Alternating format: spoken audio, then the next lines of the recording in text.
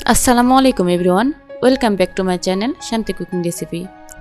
আজকের আয়োজনে আপনাদেরকে তৈরি করে দেখাবো বাঁধাকপি দিয়ে ঝটপট দারুণ মজাদার একটি বিকালের নাস্তা বা হঠাৎ করে যদি বাসায় মেহমান আসে মেহমানদারিতেও আপনারা চাইলে কম সময়ে ঝামেলা ছাড়াই এই মজার মুখরোচক নাস্তাটা তৈরি করতে পারেন। আর এই নাস্তাটা আমি তৈরি করে দেখাবো বাঁধাকপি দিয়ে। আমি জানি না এর আগে কখনো কেউ বাঁধাকপি দিয়ে এই নাস্তাটা তৈরি করে খেয়েছেন কিনা। যেহেতু এখন শীতকাল, বাজারে প্রচুর পরিমাণে বাঁধাকপি পাওয়া যায়, আজকের এই নাস্তাটা আমি বাঁধাকপি দিয়েই তৈরি করে দেখাচ্ছি। আশা করছি আজকের রেসিপিটি আপনাদের অনেক ভালো লাগবে। যদি রেসিপিটি ভালো লাগে ভিডিওটিতে একটি লাইক অ্যান্ড চ্যানেলটি সাবস্ক্রাইব করতে ভুলবেন না। এখানে আমি নিয়েছি 2 কাপ পরিমাণ বাঁধাকপি আমি কুচি কুচি করে কেটে নিয়েছি। এখন এর মধ্যে দিয়ে দিচ্ছি 1 চা চামচ পরিমাণ লবণ। এখন বাঁধাকপিটি বেশ কিছুক্ষণ ভালোভাবে মেখে নিতে হবে। বাঁধাকপিটি মেখে নেওয়ার কারণ হচ্ছে বাঁধাকপিটি অনেক বেশি নরম হয়ে যাবে এবং বেশ কিছুক্ষণ মেখে নেওয়ার পর দেখবেন বাঁধাকপি থেকে বেশ খানিকটা পানি বের হবে। এখন বাঁধাকপির যে এক্সট্রা পানিটা আছে তা চেপে চেপে অন্য একটা পাত্রের মধ্যে নিয়ে নিচ্ছি। সবগুলো বাঁধাকপি থেকে পানি ঝরে নেওয়ার পর এখানে দিয়ে দিচ্ছি 1/2 কাপ পরিমাণ ধনিয়া পাতা কুচি। এরপর দিয়ে দিচ্ছি 2-3টা কাঁচা মরিচের কুচি।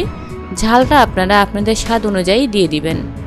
এখানে 1 থেকে 2টা পরিমাণ দিয়ে দিচ্ছি পেঁয়াজ কুচি। স্বাদমতো দিয়ে দিচ্ছি কিছুটা লবণ। এর সাথে দিয়ে দিচ্ছি 1 চা চামচের মতো চিনি। এরপর দিয়ে দিচ্ছি 1/2 চা চামচ পরিমাণ মরিচ গুঁড়ো, দিয়ে দিচ্ছি 1/2 চা চামচ জিরার গুঁড়ো। এরপর দিয়ে দিচ্ছি 1 চা চামচ আদা বাটা এবং 1 চা চামচ পরিমাণ রসুন বাটা।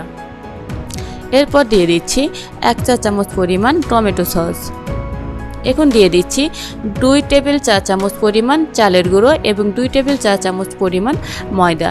আপনারা চাইলে চালের গুঁড়ো না দিয়ে কর্নফ্লাওয়ারও ব্যবহার করতে পারেন। এখন সবগুলো উপকরণ একসাথে খুব ভালোভাবে মেখে নিতে হবে। ভালোভাবে মেখে না এই পর্যায়ে আমি দিয়ে দিচ্ছি 1/2 চা চামচ পরিমাণ হলুদ গুঁড়ো দিয়ে আবারও ভালোভাবে মেখে নিব। এখন হাতে হালকা একটু তেল দিয়ে নাস্তাটা তৈরি করে নিচ্ছি। নাস্তাটি আমি আমার পছন্দ মতো শেপ দিয়ে তৈরি করে নিচ্ছি।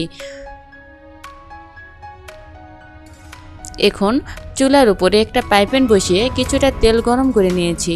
এখন সবগুলো নাস্তা এক এক করে দিয়ে দিব।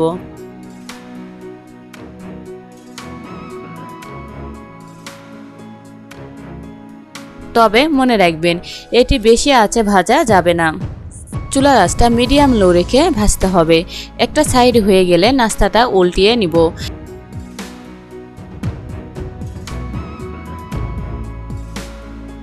এভাবে 2-3 বার উল্টিয়ে নেওয়ার পর দেখবেন যখন নাস্তাটি গোল্ডেন কালার হয়েছে ওই পর্যায়ে নাস্তাটি আমরা তেল ঝরিয়ে তুলে নিব।